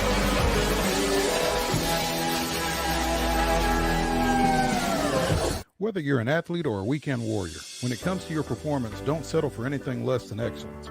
We're proud to announce that Mid-Tennessee Bone and Joint Clinic is now Tennessee Orthopedic Alliance of Columbia, where we are redefining sports medicine and orthopedics. Tennessee Orthopedic Alliance's team of expert sports medicine physicians understands the unique demands of your body. TOA Columbia specializes in personalized orthopedic care, offering state-of-the-art treatments for everything from sports injuries to joint replacements. Learn more at toacolumbia.com. With Lee Company technology, the best handymen are hands-off. Lee Company techs have been using visual findings and other smart technology tools for years to add transparency and virtually take customers along. You see what we see, whether we're in a crawl space or on a roof. With Lee Company, technology helps us help you, no matter what's happening in the world or at your house. Jones & Lang Sporting Goods here in Columbia has been outfitting teams, officials, and anybody else from T-ball to college for 50 plus years. Be sure and check them out at 931-388-8060 or online at jonesandlang.com. Jones & Lang Sporting Goods, the look of a winner. Zion Christian Academy, zioneagles.org or 931-388-5731. You can schedule your appointment. Go tour their campus. It is beautiful over there, and you're definitely going to want to see it. Again, it's zioneagles.org. Give them a call, 931-388-5731, and schedule your tour today. Piggly Wiggly, located in Neely's Mill Shopping Center, is Columbia's locally owned and operated Cost Plus 10 grocery store dedicated to serving the community with low prices and smiling faces. Piggly Wiggly offers fresh, hand-cut meats daily as well as daily hot plate lunches from their deli counter. You're certain to see smiling faces and a helping hand when you're here at Piggly Wiggly. Come by and check out our fresh produce, high-quality meats, and more. Down home, down the street, we'll see you at the Pig. He shoots, and he scores!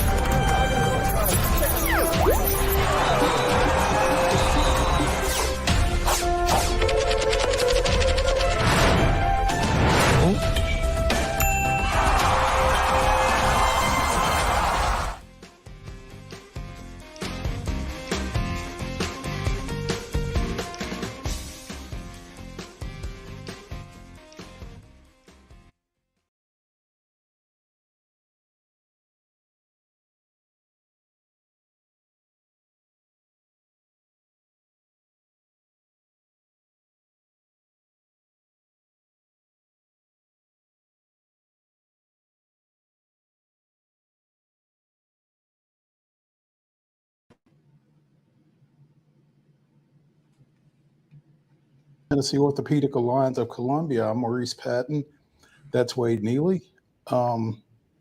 Great segment that we just visited with Greg Gaston for the second time this week out of Sports 56 WHBQ down in Memphis. And we are now catching up with the Associated Press's Doug Feinberg, who is taking time out from cross-country practice to visit with us and talk a little WNBA. Doug, good afternoon. What's up, guys? Welcome from Central Park in New York City. Good to see you. I've always wanted to go to Central Park, Doug. We can truly say that we've never had a guest from Central Park before until now. So this is one off of the bucket list for us. Hey, appreciate you taking some time with us, though. Seriously, again, we had Megan L. Hall booked for this segment, and apparently she had a personal situation that came up way late in the game, and Doug was kind enough to jump on with us because we certainly wanted to talk about this. The WNBA's opening round of the postseason completed last night with the Lynx and the Sun picking up victories in their best of three series, and so the Final Four is set. Doug, I can't imagine there are any surprises out of this Final Four. Well, let me first say I'm happy to always pinch hit or fill in. Come next man up mentality for me. It's great. So I'm always happy to do that. I mean, listen, the first round went to the chalk, right? You had the top four teams all won. They all swept. They all got challenged a little bit, so it wasn't like coasting to the next round. So I think everyone just kind of got a little taste of what playoff basketball is going to be like. And you have the best four teams playing in the semifinals that start Sunday. I watched both games last night because obviously the Braves got rained out. But if Asia Wilson is the best player in the WNBA, it feels like Nafisa Collier is 1A. Yeah, I mean, if any other year, Nafisa Collier would be the MVP of the league. Unfortunately, she ran into a year that there is a really, really good player who raised her game even better to be unstoppable. So, it's unfortunate for Fee that she had this unbelievable season and led that team to the number 2 seed. And you could argue they're the best team in the league because they beat the Liberty a couple times, especially in the Commissioner's Cup. But Asia raised her game to another planet, so to speak. I mean, she, on both ends of the court, is really good. She set the record for points average in a game with 26.9, I think it was. Scored over 1,000 points in the season. Just phenomenal year for Asia Wilson, which overshadowed Fee's year. But Fee dropped 40 a game in the 2 playoff games the other day. So she's doing pretty well for herself. And you know what? If they cut down the net, so to speak, and win a title, she won't care as much about not winning the MVP. I think she'll be okay with that. Absolutely. It feels like, Doug, by virtue of the Liberty and the Aces having played in the championship series last year, that semifinal is kind of the main event, and that Lynx Sun is kind of the undercard. Tell me why I'm wrong. I mean, listen, it's easy to say that. You have the rematch from the WNBA Finals last year with both teams being a little bit better than they were. New York added Leonie Fibish, who's a really good rookie, even though she's played in Europe for many years. So they're better. They're longer. They can shoot better from the outside. Connecticut, Minnesota is you know what? It's pretty basketball because they play really good defense. I think the first team to 80 might win those games. I think you're right. I mean, is it fair to call it the undercard, the JV game, as some people have said? It feels that way. But you know what? Those teams are really good. I was up in Connecticut for the series against Indiana. Alyssa Thomas is probably the 3rd best player in the league. She had a triple-double in the first game, had 19 and 13 assists last night. So I don't think, if you look on paper, if there was no New York versus Vegas, you'd be like, wow, this is a really good series, Connecticut, Minnesota. Unfortunately, just like Fee was overshadowed by Asia Wilson, they're overshadowed by New York versus Vegas. Doug, glancing at the schedule also, is this a yearly occurrence? Because I love what the WNBA has done with stacking these semifinal games. At least the first couple of nights, they're double headers, and it's almost like, oh, this is WNBA night, so now I know I'm not getting just one game, I'm getting 2 games. Has that always been the case? And And if so, I just want to give a shout out because that's a marketing stroke of genius in my mind. Yeah, it's been that way for a couple of years now, definitely. Since they changed the playoff format to having like the 8 teams play in the first round, so to speak. A couple of years before that, they would give double buys to the top 2 teams to sort of protect them. But you're right. This is smart. This is like WNBA night. I mean, Sunday's tough because it's NFL Sunday, but they had 1.8 million people watch Indiana versus Connecticut, which is really good ratings against the juggernaut of the NFL. I think it's really smart, as you said. I think you'll see that going forward for the rest of this season for the semis. There might be, I think on Sunday, it might be like ones in the afternoon, one in the evening. But for the most part, I think they're going to be double headers, which is great for everybody. Doug, I'm also curious your thoughts. A discussion with somebody last night. You know, we see the Fever bow out, and I think some folks would automatically assume, oh, well, there goes your cash cow in terms of potential ratings. But I kind of made a counter argument that, yeah, the Fever and the Caitlin Clark effect kind of bumped up. But I think what it has done is kind of bumped up just the interest across the league, and there will be quite a few folks tuned in for these later matchups, whether the Fever are in them or not going forward. Yeah, that's a really good point. I mean, obviously there's the Clark effect. They had over, I think, 18 games or 19 games with over 1 million viewers, and she played in most of them. But people got to see how good Asia Wilson is when they played the Fever. People saw how good Fee is, how good New York is as a team. So I think that helped. Hey, this is pretty good basketball. Let me tune in and watch the next game that Caitlin Clark may not be involved in. So what is it? The rising tide lifts all boats, so to speak. And Caitlin Clark was definitely the rising tide. And I think it has lifted the WNBA in ratings. And I think it's going to stay in the playoffs because people say, hey, they're pretty good. I don't think they're going to draw what they drew with Indiana playing, just because I think Clark is just that dynamic and is a force that way. But I think the ratings are going to be up for the semifinals. Definitely. That was my point is, like you said, the rising tide is going to lift them. And I think we get the fact, to Mo's point earlier, it in some regards, maybe it stinks, so to speak, that you have the Aces and Liberty in the semis. But I think this is a similar point with the Caitlin Clark effect. Now you got a championship caliber series that's being played in the semifinals. Yeah, I mean, the play on the court should be phenomenal. I mean, I'd be shocked if this doesn't go 5 games just because I think the 2 teams are very good. I've said I think the Aces are the team to beat. They're the champions. You're the champ till someone beats you, and New York may do it, but this should be a really good series. And I think Connecticut, Minnesota is another one that should be a really good series. I think you get both going 5 games, which we all know isn't the best thing in sports, a game 7 of the playoffs. The W doesn't go 7 games, but I think a game 5, and on that, I think it would be a Tuesday night would be really, really good for the league and for everyone who likes to watch the basketball. Doug Feinberg of the Associated Press joining us here on Main Street Sports today, presented by the Tennessee Orthopedic Alliance of Columbia. Doug, excuse me, when you say that you feel like the Aces are the favorite, and I'm sure that is the thought process for a lot of folks around the game and around the league, you know, does the Liberty react? Mo, I missed the end of that, the joy of Central Park. So I don't know what the question was. I heard the word Aces, and they're pretty good. I don't know what the rest of what you asked was, to be honest. No, well, I hadn't finished, but, you know, it feels like the Aces are the favorite. But my question is, you know, how do the Liberty approach this in light of that? Does that put a chip on their shoulder, or does that affect their mental, their vibe, as Wade would like to say, coming into this matchup? Sorry, I lost you. The joy of Central Park. The matchup I think you were asking about? Yeah, you know, what is the Liberty's approach to this? Does it hack them off that they are, even though they are the regular season champion, that the Aces are probably the favorite here? Well, their approach is they lost to them last year in Game 4 of the finals, and they are definitely, that's on their minds. They've been thinking about it all year. They're just a better team. I mean, think about it. Last year you put together Stewie, Jonquil Jones, Courtney Vandersloot with Sabrina Ionescu, and Benijah Laney Hamilton. They hadn't played together. It takes some time to build chemistry, and they did the best they could. They made the finals. That was great.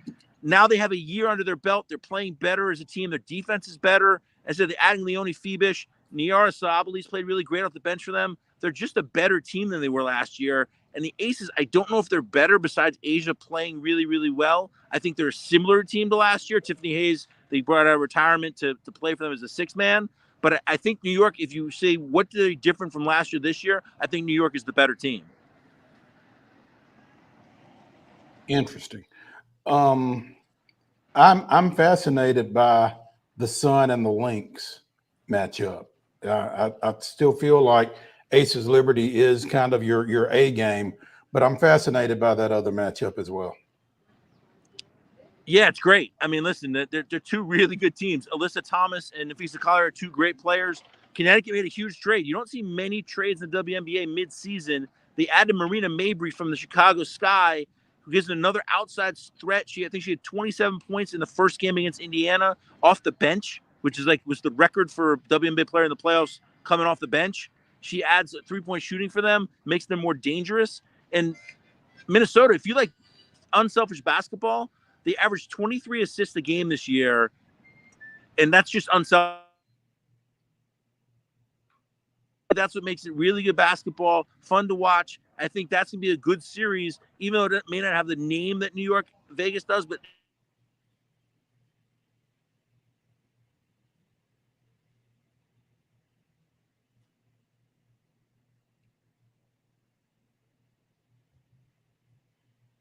Central Park strikes again.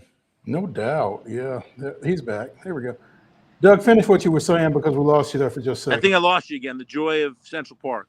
Absolutely. There's no Wi-Fi routers out here. Jeez, in Central Park, that's kind of crazy. On that note, Doug, we're going to let you get back to your cross country coaching. How's everything going? Are they running well? Doug? Say one more time. I said, is your team running well? They are. They're actually doing a little cross training today. We had a meet yesterday. I had to miss the meet because I was up at the game, but they ran well. Today's an easy day in the park for them, a long recovery run.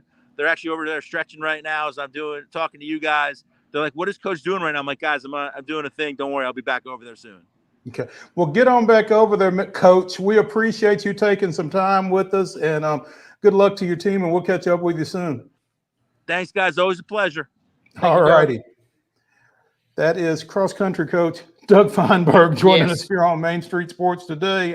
We should have got him in Coach's Corner in the first hour. But now that would have been good right there. Yeah, appreciate him taking some time with us. When we come back to the Lee Company studios here on Main Street Sports today, presented by the Tennessee Orthopedic Alliance, it's the final segment of the day. It's the grab bag. Stay tuned after this.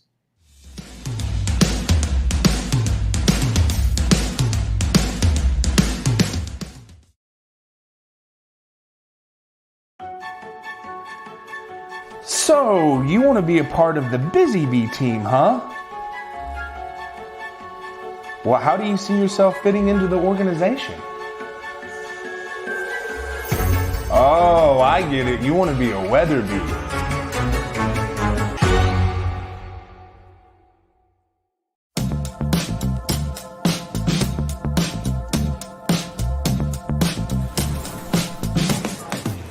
Do you want to be a bad man? Yes, you do. Do you want to taste sweet salvation underneath the summer moon? Do you need another hand now? Yes, you do. Go see Miss Josie down on Columbus Avenue. All right, Columbus Avenue.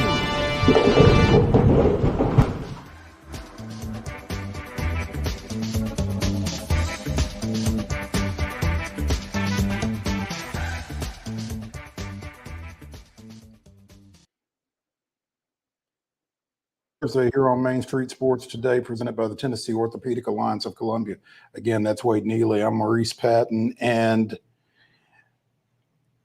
Wade, I would never have expected to talk as much Nevada, Las Vegas football as we have in the past 2 days. So they dominated the headlines. Yeah. Do you want to start with the unregistered agent, the new quarterback, or the running back who has also left? I mean, pick your poison, right? This is a team that coming into the season, we knew they would be improved from a really successful season last year under Barry Odom, but man, they're the gift that keeps on giving right now. They absolutely are, including Hajj Malik Williams, who, with the departure of Matthew Sluka, is now QB1 as they head into this big matchup Saturday against Fresno. Sluka transferred in from Holy Cross. Williams transferred in from Campbell, played 5 seasons there. Is the Camels career leader in passing yards and touchdowns. Threw for more than 8,300 yards, 58 touchdowns, also ran for 1,600 yards and 24 touchdowns in his career. Last year threw for a school record 2,597 passes, 19 touchdowns, completed 70% of his passes. All Big South, multiple selections. Was a freshman All-American at Campbell. And so he, again, with Sluka's departure over not getting paid, Williams will be the starter Saturday. 88 rushing yards on 10 carries, as I think you pointed out yesterday. Has not thrown a pass yet for the Rebels in either of his 2 appearances to this point. I'm sure that'll change this time around against Fresno as they try to pick up a Mountain West victory here, following up on their win over Kansas and their top 25 spot. So, again, a lot going on at UNLV, and, really little of it good, I guess, despite their start. Yeah. This time last week, we were sitting here thinking, man, UNLV, they are a team, that could go undefeated. It could be them in Boise, maybe duking it out for that playoff berth. Things were looking rosy. And just a few weeks ago, we talked about how bad UNLV was on the wrong end of that loss to Howard several years ago. So, they have made up a lot of ground in a short amount of time under Barry Odom. And now all of a sudden, man, it feels like the rug has absolutely been yanked out from underneath them for sure. It really does. And adding insult to injury right after Sluka's announcement that he was leaving because he didn't get paid, running back Michael Allen, a transfer from NC State who had rushed for 108 yards on 19 carries in 3 games, has decided to utilize his red shirt and enter the portal at the end of the season. He will have 1 year of eligibility left. He's a redshirt junior right now.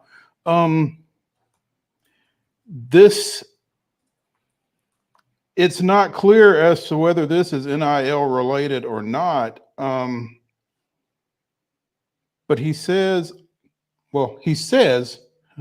I'm grateful to UNLV and wish them nothing but success. Expectations for opportunities, unfortunately, were not met, and I'm excited to continue my football career. My decision has no ties to NIL agreements. This is due to on-field opportunities. I did not receive a dime from any UNLV collective. So a tale of two departures, right?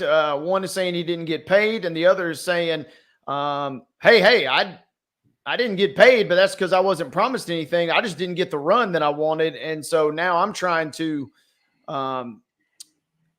distance myself, from the program for that reason."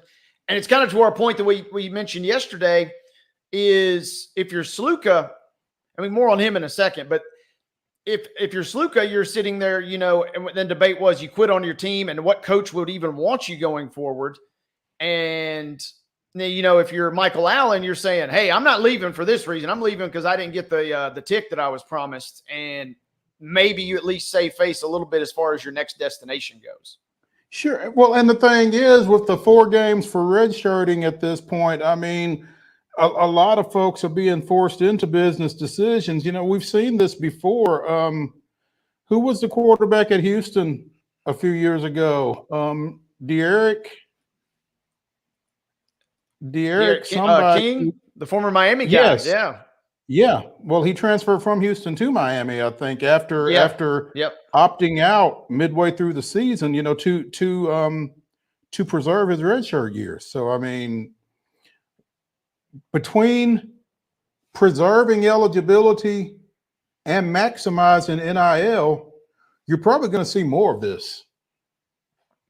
Yeah, I think so. That's the real kind of scary undercurrent of this whole situation. It's all fun and games, and we're all kind of having a little bit of a laugh when we're talking about UNLV. But if you're a Texas A&M or you're an Auburn fan, and all of a sudden a guy leaves for these reasons when you're having a 3-0 or 4-0 start. I mean, now all of a sudden it's going to take a little bit different tone. Or on the flip side, when the numbers kind of reach a certain level, you know, $100,000 is a lot of money for almost everybody. But when you start talking $600,000, $700,000, $800,000 and you're, quote, not happy with that or not happy with the terms, that's when also it kind of the court of public opinion starts to sway as well, it feels like. Absolutely.